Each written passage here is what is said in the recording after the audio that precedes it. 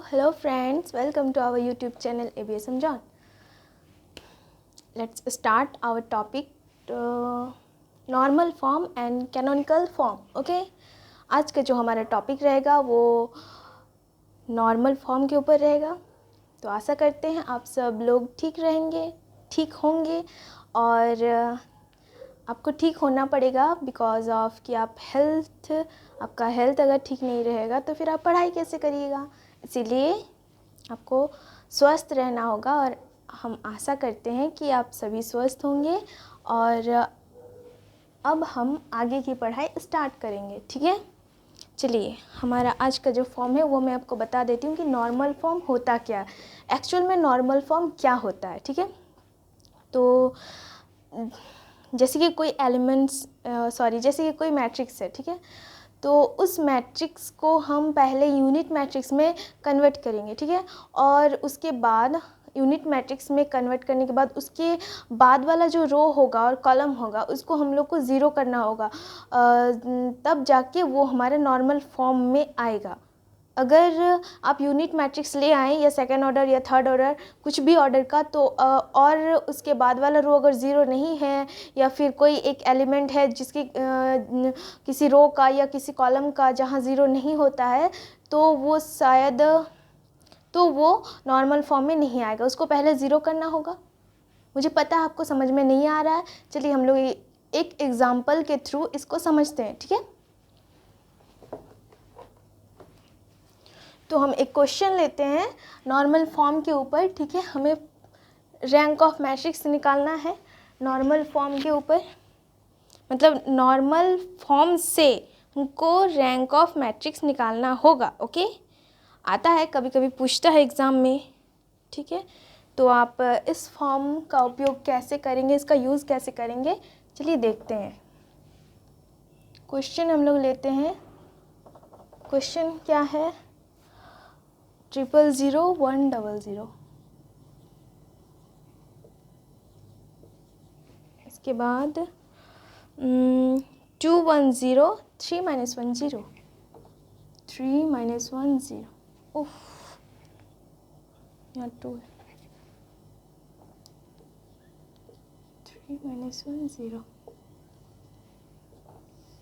आपको पता है कि ये हमारा मैट्रिक्स है, गिवन मैट्रिक्स.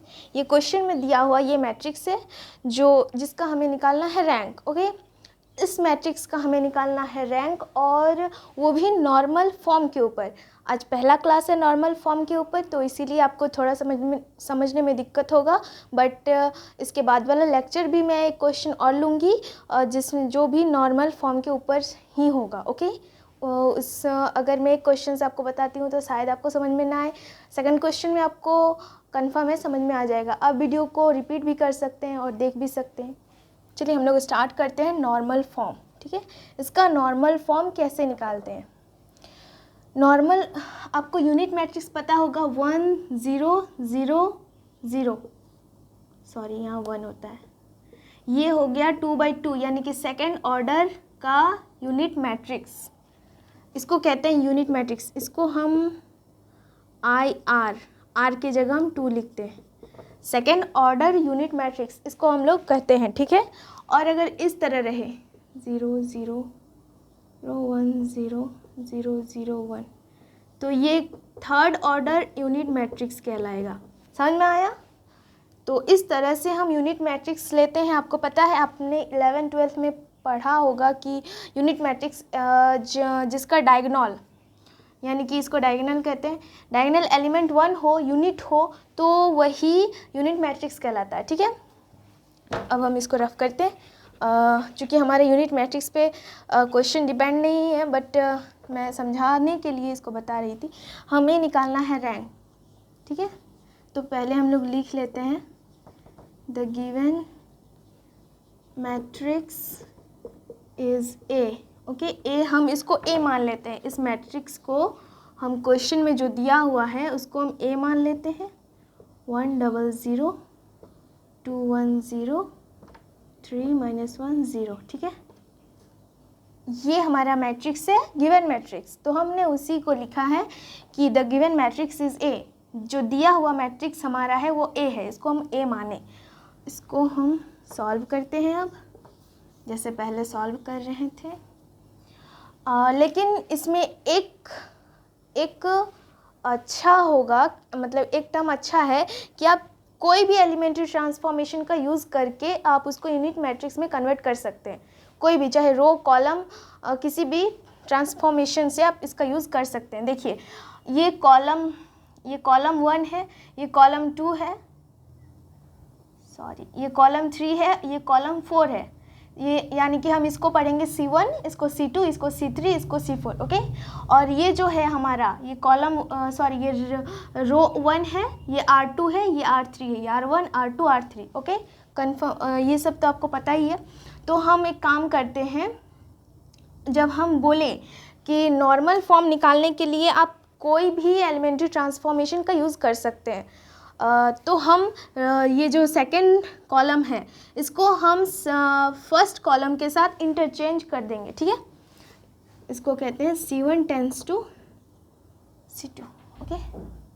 C1 को C2 के साथ इंटरचेंज कर दिए तो क्या होता है, देखिए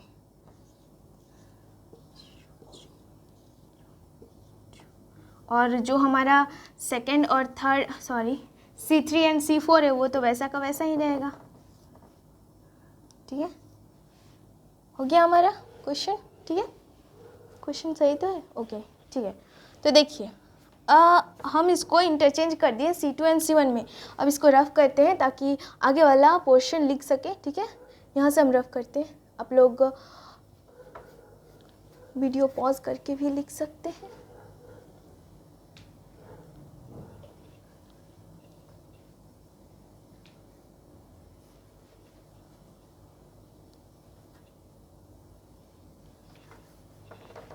अब नेक्स्ट पार्ट जो आता है कि अब हम इसको क्या करें, ठीक है।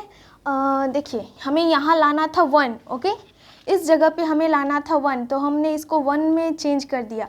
अब हमें क्या लाना है, मतलब ये जो रो है, second row and third row का फर्स्ट एलिमेंट 0 होना चाहिए, वो भी है, तो इसको हमें चेंज करने की ज़रूरत नहीं है। दूसरा क्वेश्चन में अगर नहीं रहेगा तो वो करने का ज़रूरत होगा, लेकिन इसमें ये क्वेश्चन तो पहले से ही वैसे ही दिया हुआ है तो हमें कोई इसकी ज़रूरत नहीं पड़ेगी, ठीक है।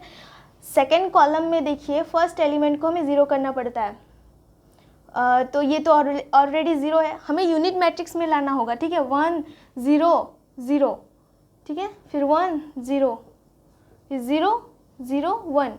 यूनिट मैट्रिक्स क्या होता है, यहाँ पे कॉलम 1 कॉलम 2 का फर्स्ट एलिमेंट जो है वो भी 0 होता है, यानी कि रो 1 में 1 के बाद जितना भी एलिमेंट होगा सब 0 होगा, तो हमें इन सब को 0 करना होगा, ठीक है।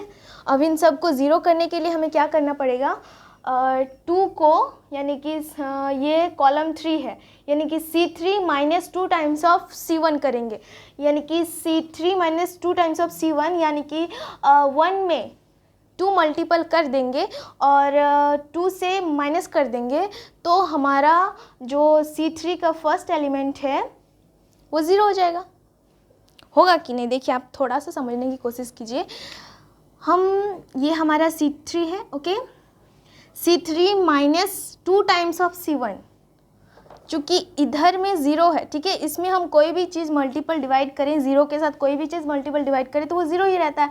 तो 1 के साथ में, यहाँ तो 0 है, यहाँ तो 1 है, तो यहाँ 1 के साथ में कोई भी मल्टीपल डिवाइड करें और माइनस करें तो वो तो कुछ वैल्यू देगा नहीं, 1 का 1 ही रहेगा। और 2 के साथ इसको अगर डिवाइड करते हैं, मल्टीपल करके अगर माइनस कर देते हैं तो ये यहाँ पर 0 आ जाएगा। देखते हैं कैसे।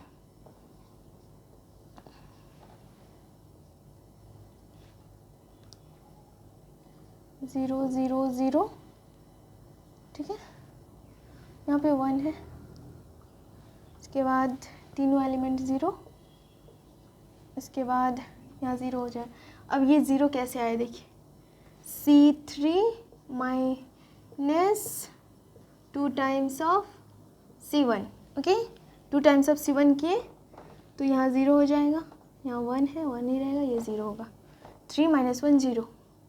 अब C4, यानी कि इस एलिमेंट का बात कर रहे हैं, C3 minus 3 times of C1, ये C4 है, C4 minus 3 times of C1, तो माइनस करेंगे तो यहाँ पे 0 हो जाएगा। लेकिन अगर 1, ठीक है, ये 1 है, 1 माइनस 3 टाइम्स ऑफ C1, अगर यहाँ पे 0 है तो 0 इंटू 3, ठीक है, -1 है तो यहाँ पे -1 ही रहेगा, यहाँ पे 0 हो जाएगा, यहाँ -1 होगा, ये 0 ही रहेगा।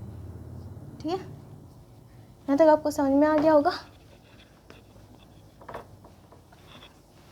अब उसके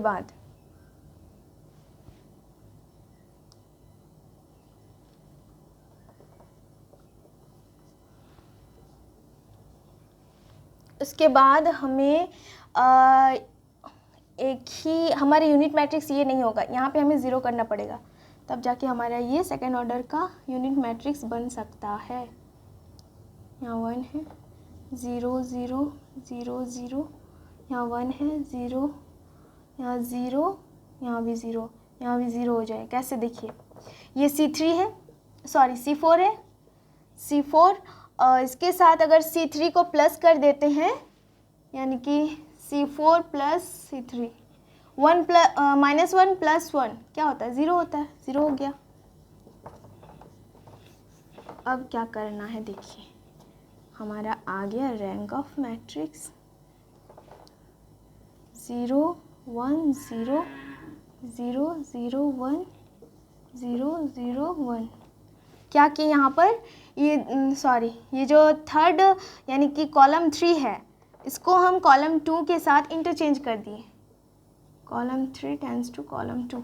ठीक है, तो हमारा जो यूनिट मैट्रिक्स आया वो ये है, दिखाई दे रहा है आपको।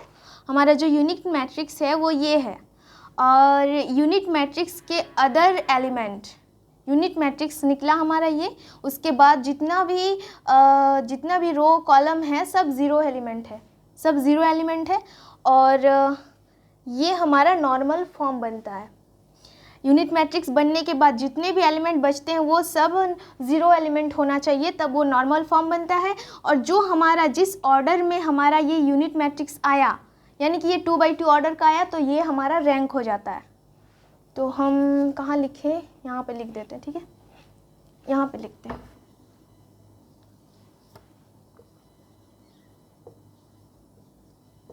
which is in normal form, that is rank of A is equal to क्या हुआ 2, क्योंकि ये 2x2 ऑर्डर का है इसलिए इसका रैंक 2 हो जाएगा। अगर ये 3x3 ऑर्डर का होता तो कैसा होता, यहाँ पे 1 आना चाहिए होता, तब ये 3x3 ऑर्डर का होता। अगर यहाँ पे 1 आ जाता, देखिए कुछ समझा रहे हैं, ठीक है, यहाँ पे है नहीं, तो यहाँ पे अगर 1 आ जाता तो ये हम यहाँ से तब इसको इस तरह डॉटेड लाइन से ही करते यहाँ से। ठीक है, तब ये हमारा 3x3 ऑर्डर का मैट्रिक्स आया, यूनिट मैट्रिक्स आया, और बाकी एलिमेंट तो 0 आया। ठीक है, बाकी कॉलम जो भी है जो वो 0 आया, और ये 3x3 ऑर्डर का मैट्रिक्स जो आया यूनिट मैट्रिक्स, उसी को हम रैंक में लिखेंगे। ठीक है, तब हमारा रैंक 3 आ जाएगा।